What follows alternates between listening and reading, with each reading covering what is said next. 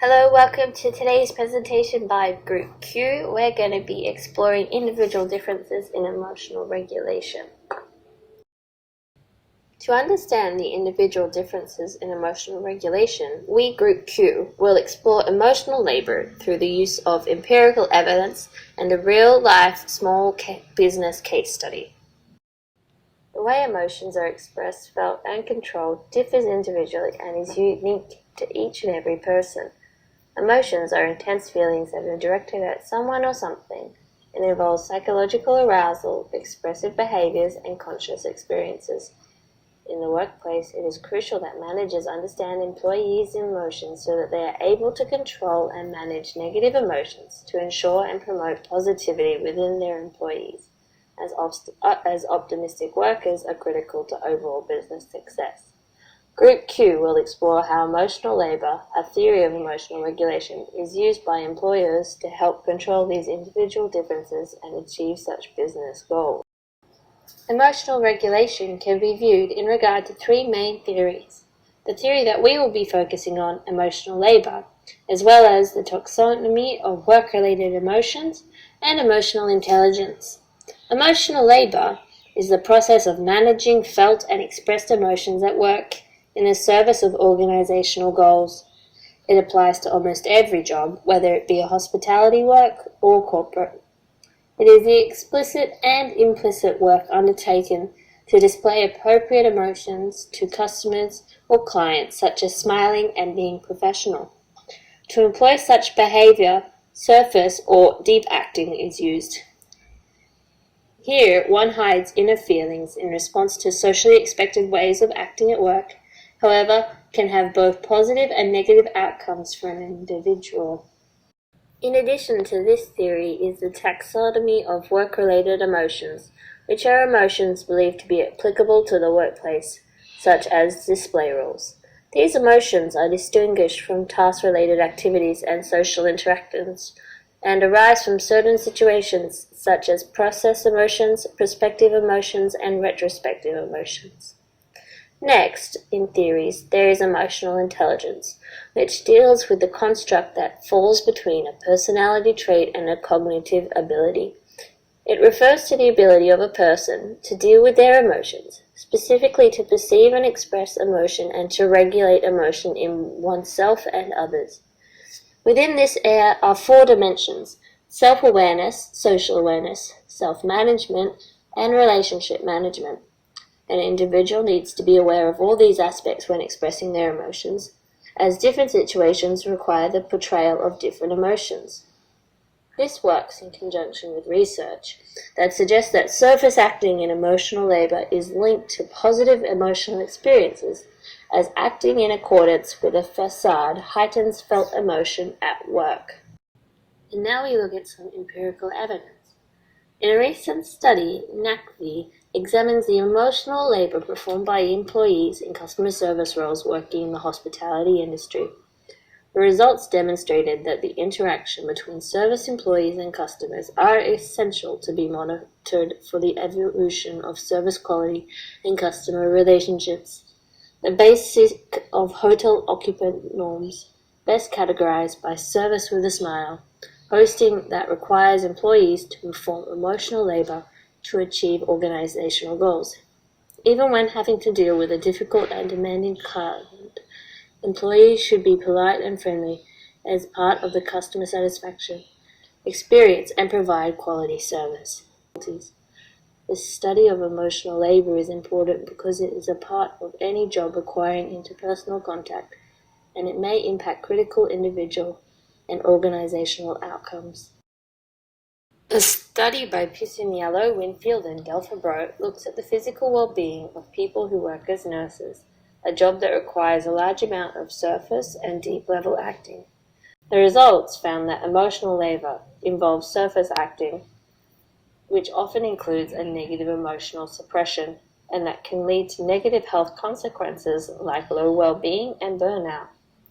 They found that deep acting leads to this too over time. The study goes further to compare these effects against a different strategy of organization called emotional work. This is defined as emotional responses performed for the benefit of the performer, with others through their relationships, help, and self-regulation. Can you tell me about a time when you've had to deal with a difficult customer? How did you respond to the situation and how did you act? So one Sunday on our busiest day of the week, there was a stand-in chef and we had a regular customer who's normally fine, but she didn't like the way that this chef presented the meals and the way he served them because they were different to normal. And so she took her dissatisfaction out on me and was quite rude to me. So I had to try and change that situation by smiling and being polite and not showing that her anger was getting to me. Surface acting is shown here to play a vital role in resolving disputes and dissatisfaction. The employee describes how she was forced to suppress her true emotions in pursuit of pleasing the customer. In this situation, as the face of the business, it becomes the waitress's responsibility to control the situation, and to do effectively so must overturn their real emotions so to drive repeat customers and to ensure business success. Prior to this situation, does your workplace provide strategies or methods to respond to complaints of difficult customers? If not, do you think these would have been helpful to yourself? The cafe is really small. They only employ myself and 2 other wait staff, so there aren't many formal regulations and procedures that they have provided me with. They mostly go off it's common sense how to deal with customers. They expect that if I have customer service experience, that I know how to handle these situations.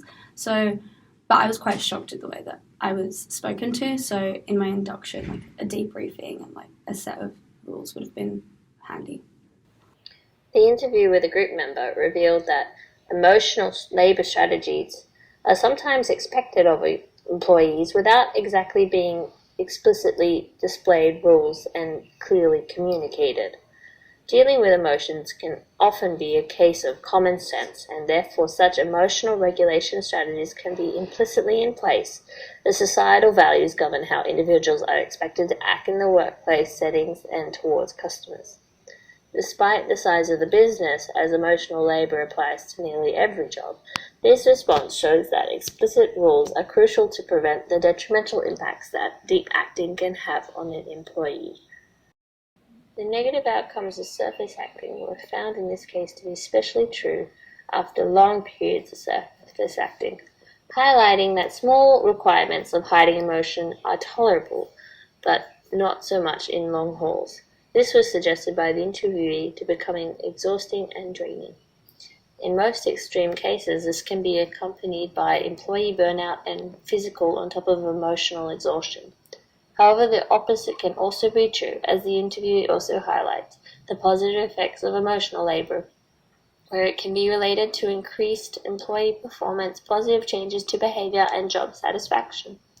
This can be seen through the interviewee's creation of interpersonal relationships that emotional labor facilitates, and the relationship between outward expression of emotion and correlated internal feeling. How often do you surface act as part of your job? How do you feel about this?